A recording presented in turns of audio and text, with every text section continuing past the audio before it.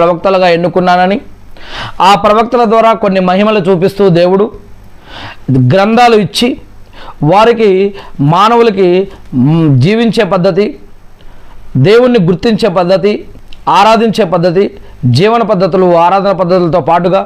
చట్టం, న్యాయం, ధర్మం, జరిగినవి, జరుగుతున్నవి, జరగబోయేవి, జరగాల్సినవి, మన కంటికి కనిపించేవి, కనిపించనివి, స్వర్గం, నరకం, ప్రళయ దినం, ఇంతకుముందు గడిచిన చరిత్రల గురించి,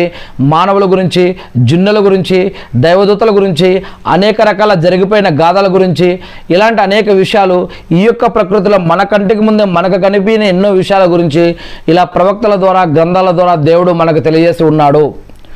ఇలా వచ్చిన ప్రవక్తలలోనే మొట్టమొదటి మానవుడు ఆదాం అలైహిస్సలాం గారు మొట్టమొదటి ప్రవక్త కూడా ఆయనే. మరి ఆయన దగ్గర నుంచి 1,24,000 మందికి పైగా అనేక మంది ప్రవక్తలు వచ్చారు అని, అలా వచ్చిన ప్రవక్తల్లోనే నూహ్ అలైహిస్సలాం, మూసా అలైహిస్సలాం, లూత్ అలైహిస్సలాం, ఇబ్రాహీం అలైహిస్సలాం, అబ్రహాం అలైహిస్సలాం గారు,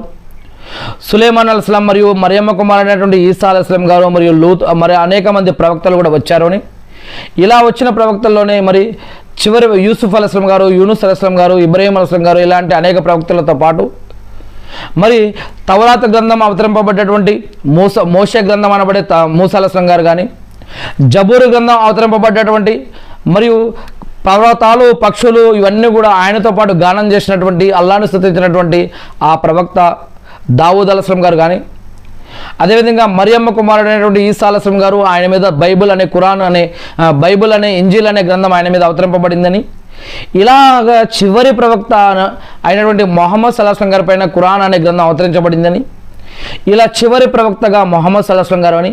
మళ్ళా రెండవ రాకడలో మరియమ్మ కుమారుడైన ఈసా అలైహి వసల్లం గారు మళ్ళీ వస్తారు అని, ఇలాంటి అనేక విషయాలు ఖురాన్లో చెప్పబడ్డాయి. అలా వచ్చినటువంటి ప్రవక్తల్లో, అలా ఎన్నుకోబడ్డటువంటి ప్రవక్తల్లో ఈ యొక్క చివరి ప్రవక్త మొహమ్మద్ సల్లల్లాహు అలైహి వసల్లం గారని, ఆయన కూడా ఒక మానవుడే, ఆయన కూడా దేవుని యొక్క భక్తుడే.